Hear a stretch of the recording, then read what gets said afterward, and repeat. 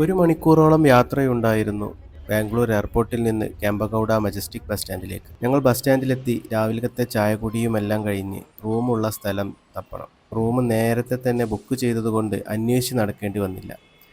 അങ്ങനെ റൂമിലെത്തി ഒന്ന് ഫ്രഷ് ആയപ്പോഴേക്കും സമയം 2 മണി. ഫുഡ് കഴിച്ച് ഇറങ്ങാമെന്ന് കരുതി. അങ്ങനെ നല്ല ഫുഡ് കിട്ടുന്ന സ്ഥലം മനസ്സിലായി. ഞങ്ങൾ താമസിക്കുന്ന ഹോട്ടലിൻ്റെ ഏകദേശം അടുത്തായി തന്നെ കിട്ടി. നല്ല തിരക്കായിരുന്നു. അങ്ങനെ ഭക്ഷണവും കഴിച്ച് ഞങ്ങൾ ആദ്യം കാണാൻ പോകുന്നത് ടിപ്പു സുൽത്താൻ പാലസിലേക്കാണ്. ഞങ്ങളുടെ ഈ യാത്ര മുഴുവൻ ബസ്സിലാണ്. സ്റ്റാൻഡിൽ പോയി ബസ് തപ്പാൻ കുറച്ച് പണിയാണ്. പ്രധാനമായും ഭാഷ തന്നെയാണ് പ്രശ്നം. ടിപ്പു പാലസിലേക്കുള്ള ബസ് ഏതാണ്, അതെവിടെ നിന്നാണ് എന്ന് ബസ് സ്റ്റാൻഡിൽ നിന്ന് തന്നെ മനസ്സിലാക്കാൻ കുറച്ച് പാടുപെട്ടു. പലരും പല പ്ലാറ്റ്ഫോം നമ്പറാണ് പറയുന്നത്. അവസാനം പ്ലാറ്റ്ഫോം നമ്പർ നോക്കി മനസ്സിലാവാഞ്ഞിട്ട് ഗൂഗിളിൽ നോക്കി സ്ഥലം മനസ്സിലാക്കി അത് വെച്ച് അന്വേഷിച്ചു. അങ്ങനെ തപ്പിപ്പിടിച്ച് ബസ് കിട്ടി.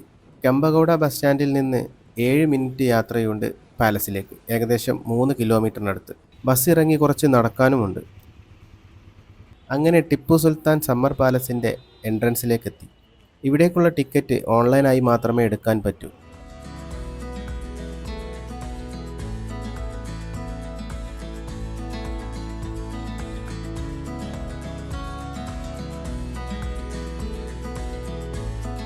ഈ ഒരു പാലസ് വലിയ ഒരു പാലസൊന്നുമല്ല, പക്ഷേ പാലസിൻ്റെ കൊത്തുപണികളും കാര്യങ്ങളുമൊക്കെ വളരെ ഭംഗി തന്നെയാണ്. ഇൻഡോ ഇസ്ലാമിക് വാസ്തുവിദ്യയാണ് പാലസിൽ മുഴുവനും കാണാൻ പറ്റുന്നത്. 1791 ഈ പാലസ് നിർമ്മിച്ചിട്ടുള്ളത്. പാലസിൻ്റെ താഴത്തെ നില ഇപ്പോഴും മ്യൂസിയമായാണ് പ്രവർത്തിക്കുന്നത്. അവിടേക്ക് ക്യാമറ അലൗഡ് അല്ല. അവിടെ ടിപ്പു സുൽത്താൻ ഉപയോഗിച്ചിരുന്ന ആയുധങ്ങളെ പറ്റിയും ഭരണരീതികളെ പറ്റിയുമാണ് പ്രദർശിപ്പിച്ചിരിക്കുന്നത്. പാലസിൻ്റെ ചുറ്റും ഫോട്ടോഷൂട്ടിനൊക്കെ അനുവാദമുണ്ട്. മ്യൂസിയത്തിനകത്താണ് ഫോട്ടോയും വീഡിയോയും അലൗഡ് അല്ലാത്തത്. മുകളിലത്തെ നിലയിലേക്ക് കയറാൻ ഇതേപോലെ 4 സ്റ്റെപ്പുകളാണുള്ളത്. മുന്നിൽ 2 എണ്ണവും ബാക്കിൽ 2 എണ്ണവും.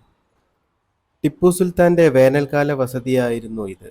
ടിപ്പു സുൽത്താൻ്റെ മരണശേഷം ബ്രിട്ടീഷ് ഭരണകൂടം കൊട്ടാരം സെക്രട്ടേറിയറ്റായി ഉപയോഗിച്ചു. ടിപ്പുവിൻ്റെ പിതാവായിരുന്നു പാലസിൻ്റെ പണി തുടങ്ങിവെച്ചത്. അദ്ദേഹത്തിൻ്റെ മരണശേഷം ടിപ്പുവാണ് ബാക്കി പണി കഴിപ്പിച്ചത്. ഒരുപാട് കൊത്തുപണികളൊക്കെ ഇവിടുത്തെ തൂണുകളിലും ചുവരുകളിലും കാണാൻ സാധിക്കും. പാലസും കണ്ട് അടുത്തതായി കാണാൻ പോകുന്നത് പാലസിൻ്റെ അടുത്തു തന്നെയുള്ള ബാംഗ്ലൂർ ഫോർട്ടിലേക്കാണ്. പാലസിൽ നിന്ന് വെറും 3 മിനിറ്റ് മാത്രമേ ഉള്ളൂ ബാംഗ്ലൂർ ഫോർട്ടിലേക്ക്.